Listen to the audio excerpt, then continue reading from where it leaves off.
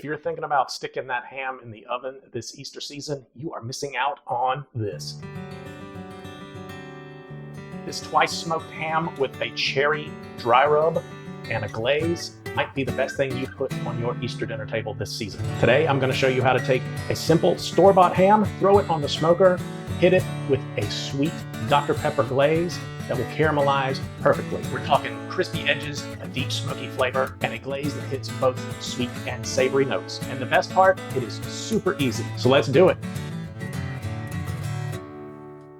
So what you see before you is an 8-pound spiral cut hickory smoked ham. I picked this up at the grocery store. Normally, you would throw this in the oven just to reheat it. It usually comes with some sort of spice blend that you're gonna put on top of it, but we're gonna kick this up just a notch. We're gonna start by adding this Heath Ryle's cherry rub. This stuff, I've just begun using it.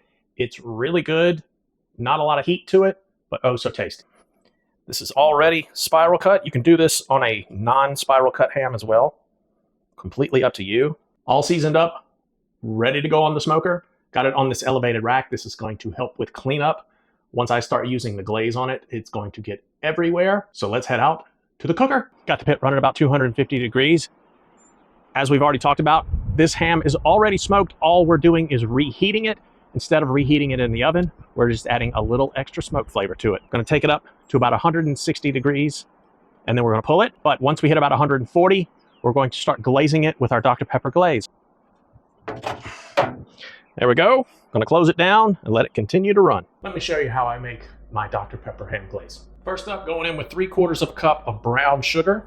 Next up, 1/2 cup of Dr. Pepper. Do not use Dr. Pepper Zero or Diet Dr. Pepper. If you're making a sugary glaze, use the fully leaded Dr. Pepper. A couple teaspoons of Dijon mustard. Roughly a tablespoon of orange juice.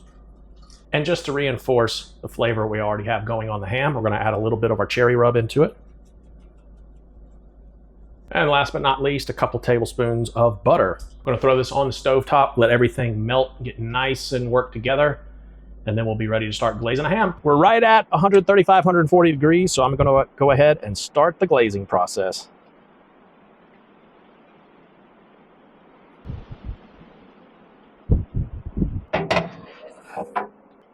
So now I'm going to come out about every 20 minutes or so, keep hitting this with the glaze until we get it up to the desired temperature, which is, 155, 160. No further than that because you don't want to start drying things out. I'm going to go ahead and hit this with the last little bit of glaze I have left.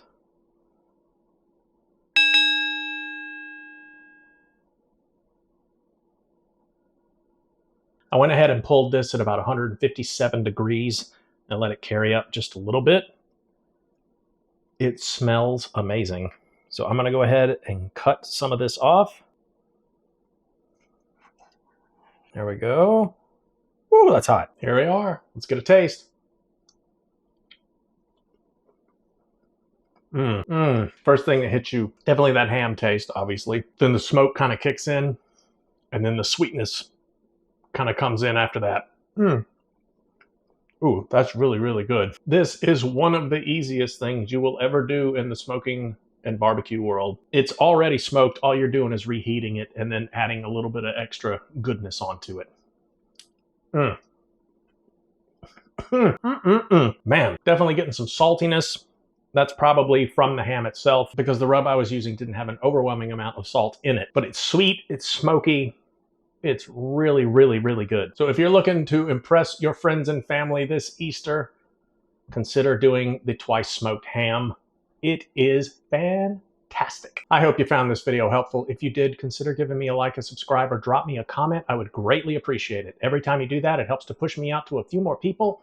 So help me to continue and spread the word. And as always, get up, go out, cook some good food, be a little bit better tomorrow than you were today, and I will catch you next time.